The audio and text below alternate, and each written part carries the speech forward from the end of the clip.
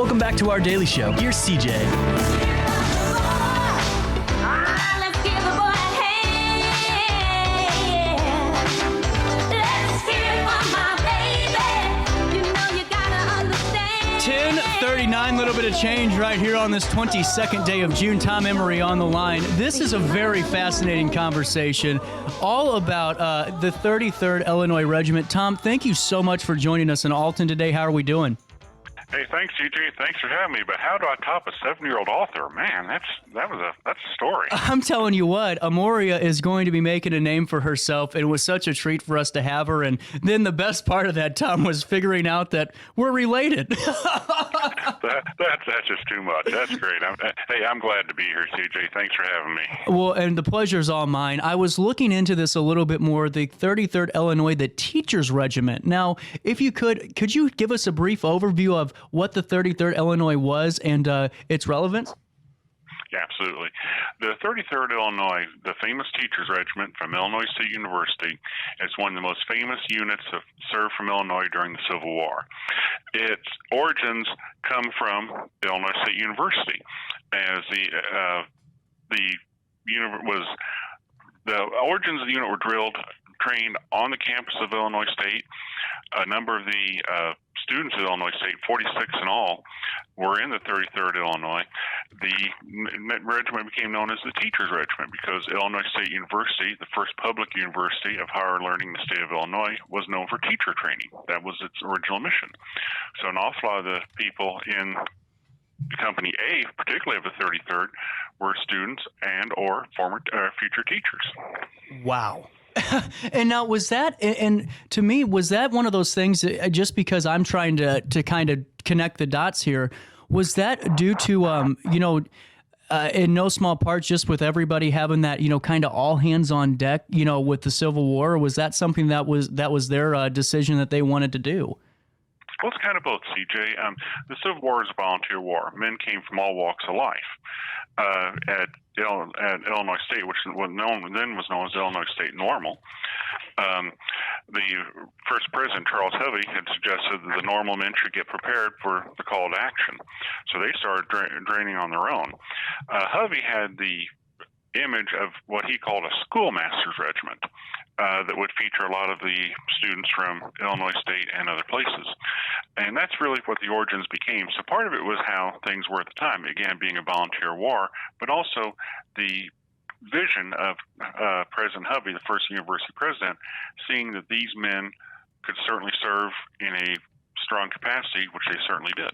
Well, and with that being said, I've noticed just going through the write-up that you provided for me is that there was a lot of area individuals from Macoupin County and throughout that were a part of this. Now, can you take us through some of those? Sure.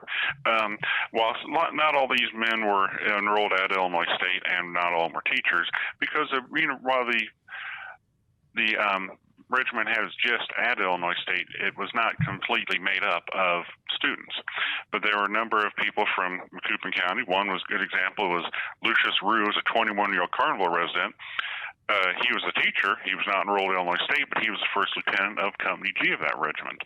There were several people from Alton in the regiment. One of the casualties of the unit was a Jersey County native, a young man named Daniel Webster, who was a farmer near Girard when he mustered. He was 22 when he went in and died 2 years later in the frontal assault at Vicksburg. So there were a number of people from Macoupin County, Madison, Greene, Jersey counties, and other people, a number of areas around the RiverBend area. That is so fascinating. And now I wanted to ask you, what was some of the responsibilities of the regiment? I know that I was reading through that early on, little action, but that changed, didn't it? It certainly did. I mentioned the frontal assault at Vicksburg. CJ, I don't think people realize the impact that Illinois had in the Civil War. And a good example is the frontal assault on Vicksburg on May 22nd, 1863. Now, this is something that just boggles the mind. 106 men from Illinois received the Medal of Honor during the Civil War. 43 got them on that single day. Wow. That's unheard of.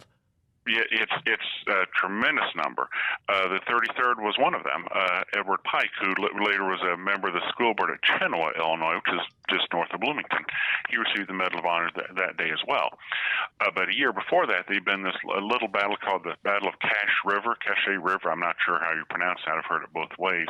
In Arkansas, which is a rather small battle, but more than anything else, showed the fighting mettle and fighting guts, for lack of a better word, the 33rd and President Hovey had.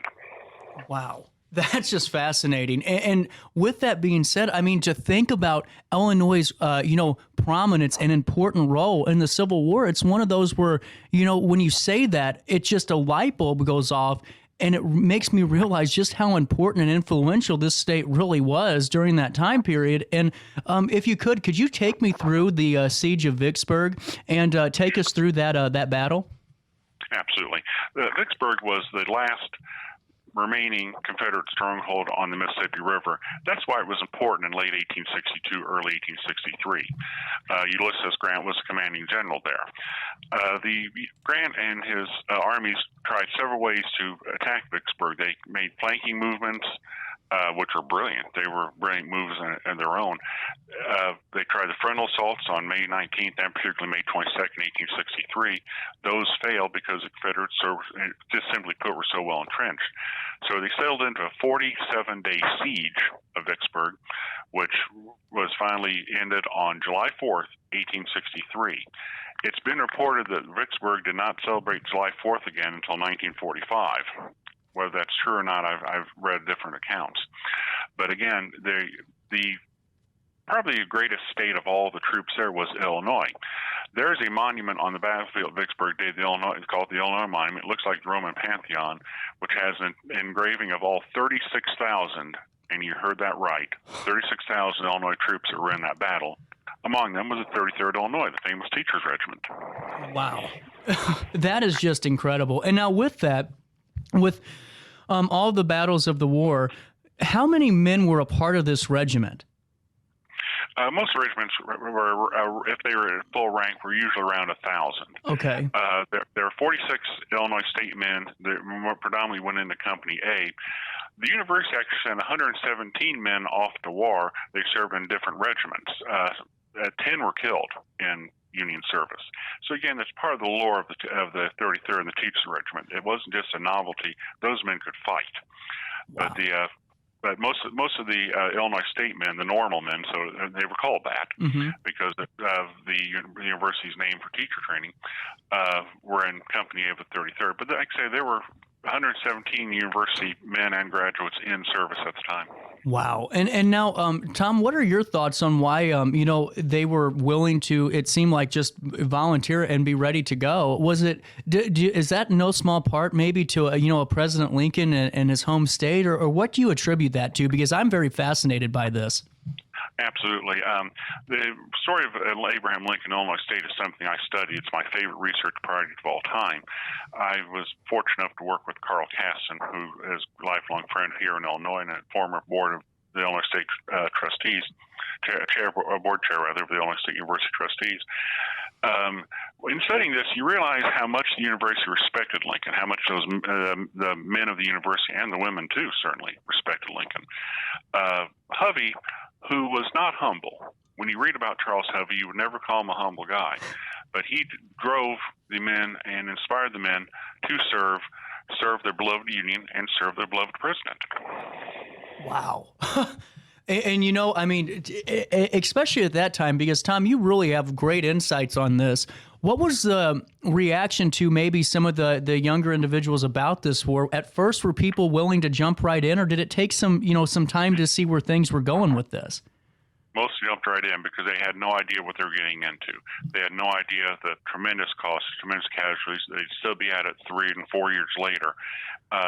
Even some of the normal men, the Illinois State men, wrote of the exuberance of youth, for lack of a better word, their over-enthusiasm, because they were not properly accustomed. And it's unusual to say because the war culture, if you think about the time, we've been in Mexico just 15 years before.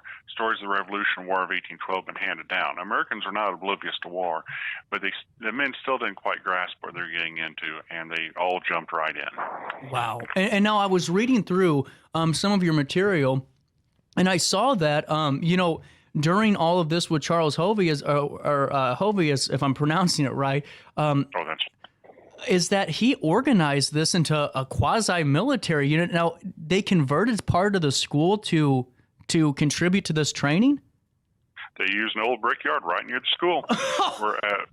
And hired a local military leader, kind of a quasi-military guy himself, as a drill master. So these guys are actually trained before they ever went to service to some extent, which is interesting too. A lot of towns had local militias, which were semi-military units own. It's not that unusual, but the idea that you got these students running around being trained as soldiers from the start, before they're ever mustered, before they ever signed up, that's just part of the inspiring story of this whole thing. It really is, and that's why I find this so fascinating. And I have two last questions for you because we're kind of short on time.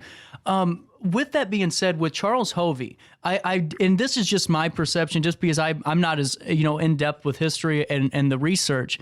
But it seems like sometimes when somebody has that, kind of prowess as, not really a humble person, but a really good kind of leader, did he lose favorability after the war began or after it was all said and done?